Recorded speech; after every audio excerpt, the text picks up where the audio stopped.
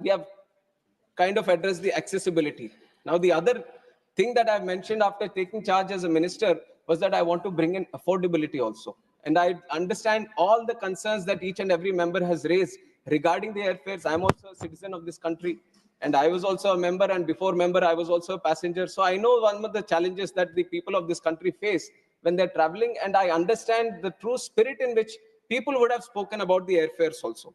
But you have to understand that airfares regulation is, this debate has been there for quite some time, sir, and internationally also the process that they follow is they keep the aviation air ticket mechanism as a very deregulated sector, because that is how the whole sector moves forward. That is how there is a win-win situation for everyone. The market plays its game and everyone gets facilitated in the process, and this is an international procedure. Nowhere in the world, any country has been regulating the air prices and seeing a progress in aviation. Everyone has a very deregulated sector only. And in fact, in our country also, at one point of time, there was a regulation on the airfares through the Air Corporations Act. Now, when was this Air Corporations Act taken out? It was in the year 1994 that the then government, that the then leaders thought, if the aviation needs a real push, then we have to deregulate. And that is when the deregulation happened in 1994. The Air Corporations Act was taken away, in which it was mentioned that air caps need to be capped. So after that, it has been a free market. It has been a market with a dynamic airfare mechanism happening. And now, if you see, I have another report also, because many reports have mentioned, and we have done, I have also been thoroughly studying on the airfare mechanism.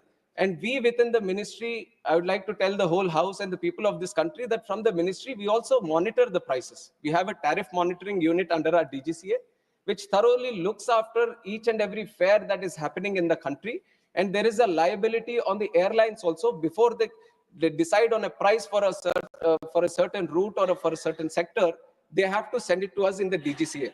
Now, there was a circular before in 2010, when this price mechanism had to be sent to the ministry, and they were given a 1 month time period. That if for the next month, what are you going to charge? On the first day of this month, you have to tell the ministry itself that how much you're going to charge for, okay, so many seats in this bucket, so many seats in this bucket. It is a mechanism that they follow.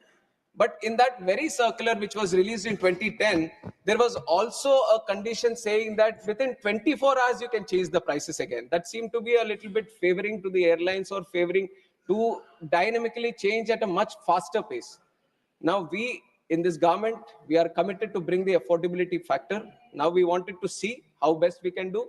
So we are removing that clause. We are just keeping it for 1 month. So whatever fare is there, within 1 month, they have to address it to us. And we feel this kind of mechanism is going to address a little bit about the irregularities that we see in the airfares. Now, airfares, many of the members have spoken. And also one other thing I have to mention is that when the airfares, the biggest chunk of the airfare goes to the fuel price. And for the fuel price, I don't know how many people know or not, but these are the fuel prices, the taxes on that. The VAT on the fuel price is being decided by the states itself. And we from the ministry proactively trying to address this air price issue. We have constantly written to all the states, and some states have obliged. Some states realize that even if we reduce the VAT, some have done it to the 1% also, and they've kept it below 4%. And when they have done this, it is ultimately going to, even if they lose a little bit of revenue from this taxing, they're ultimately going to promote the aviation. So it is going to be a win-win situation, and a lot of people done. But West Bengal, Delhi, these are states, Tamil Nadu, these are states which carry very high VAT percentage. So people from these states who would have raised about this air prices issue, I would once again make a very proactive approach to all of you, that you speak to the state governments there. And if you can get the VAT reduced in that, that is going to reduce the price, because 45% of the price of the ticket is because of the fuel prices. So if you cut down on the VAT there, then definitely it is going to bring down the prices furthermore. So that is one request that I would want to make to all the MPs who represent the states, and they could speak to the state governments. And like I've said, the tariff monitoring unit is there.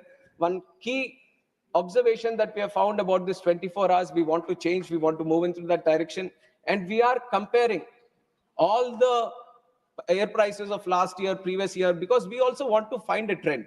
Now, air prices, because it is a market-oriented system, whenever you see a festival, or whenever you see some kind of huge event happening in a certain region, or whenever there seems to be a huge inflow and outflow of passengers because of some activity that is happening there, then definitely the market seems to push it, the demand increases, and suddenly because of the demand, the prices also try to creep up. So we have tried to observe, because in Lok Sabha, when I was presenting this bill, this issue has been flagged over there also. And in fact, our Honorable Speaker of the House, he has also mentioned and suggested that we should speak with the airlines and do it. And we have done that also in the month of August. We have sat down with the airlines. We have sensitized them about this problem, that this is not a government problem or anything, it's a people's problem.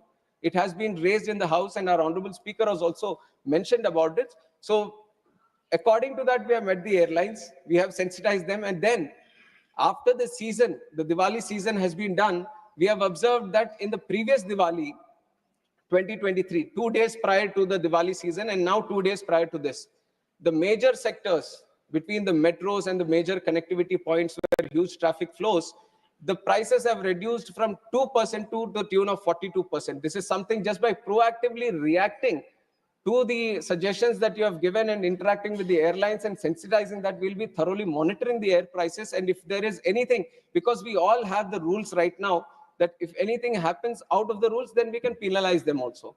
So we are making the tariff monitoring unit system more and more robust, so that they can't act according to their whims and fancies, and they feel like they're in a closed room and they can do whatever they want. We are keeping a watchful eye on them, and we are moving one step at a time. And we want to ensure that जो हवाई चप्पल से हवाई जहाज का सफर जो है, वो अभी तक आधा तो सच हो गया है, और पूरी तरह से इसमें और लोगों को शामिल करने का जो ये है, वो आगे करते रहेंगे, और ये हमारे वादा है सरकार की तरफ से.